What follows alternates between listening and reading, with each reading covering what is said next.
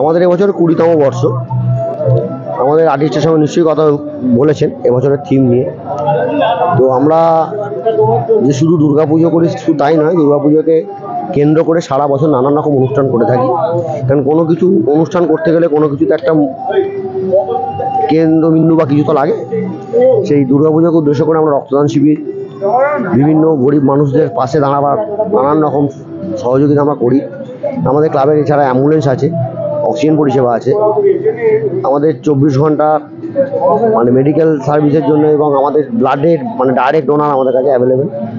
যাদের দরকার হয় তারা আমাদের জানায়, আমরা ডাইরেক্ট ব্লাডও দিই। এছাড়া ব্লাড ডোনেশন ক্যাম্প যেহেতু হয় তার কার্ড তো নিশ্চয়ই দিই। এছাড়া আমরা পুজোর সময় প্রচুর গরিব দুঃখীর পাশে দাঁড়াবার ব্যবস্থা করি। সেটা ওই কম্বল বিতরণ বা কাপড় বিতরণ নয়, আরও অন্যরকম কিছু। আমরা রেশন দিই পুজোর সময়।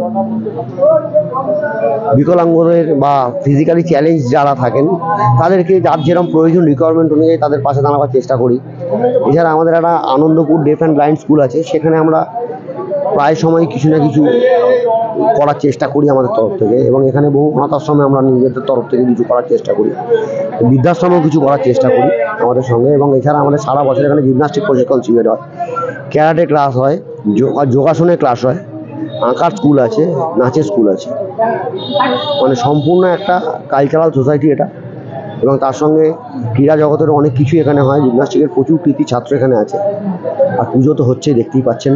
কয়েক বছর ধরেই আমরা হাওড়ায় যথেষ্টই সুনামের সঙ্গে করছি। আমরা কার্নিভালে যাই, কলকাতা কার্নিভালেও সুযোগ পেয়েছি গত 2 বছর, কিন্তু যেতে পারিনি। তো হাওড়ায় যাই। এই পুজোটাকে নিয়ে কতটা আশাবাদ? এবছরে তো আমরা দেখুন আশা প্রতি বছরই বাড়ছে। গত বছর যা করেছি সবসময় আমাদের আশা এবছর আরও ভালো করব। তো সেই আশা নিয়েই এই সন্ধিক্ষণের শুরু। এবং এবারে আমি আমাদের শিল্পীকে বলবো, একটা নামও দিয়েছে খুব সুন্দর, সন্ধিক্ষণ। তো সত্যিই তাই। তো নতুন পুজোর নতুন ভাবনার আজকের এই সন্ধিক্ষণ থেকে আমরা শুরু করছি, নতুন ভাবনা নিয়ে। দেখা যাক কী করতে পারি। দর্শকদের জন্য একটা শুভেচ্ছা বার্তা। দর্শকদের বলবো আমাদের এখানে আসুন, পুজো দেখুন। নানান রকম আনন্দ অনুষ্ঠানের ব্যবস্থা থাকে পুজোর কয়েকটা দিন, সেগুলো উপভোগ করুন। এছাড়া দর্শনার্থীদের কোনো যাতে অসুবিধা না হয়, পথ চলতি মানুষের যাতে কোনো অসুবিধা না হয়, সেটা আমাদের প্রচুর ভলেন্টিয়ার্স থাকে, তাদের সুবন্দোবস্ত করা থাকে। ধন্যবাদ। Thank you.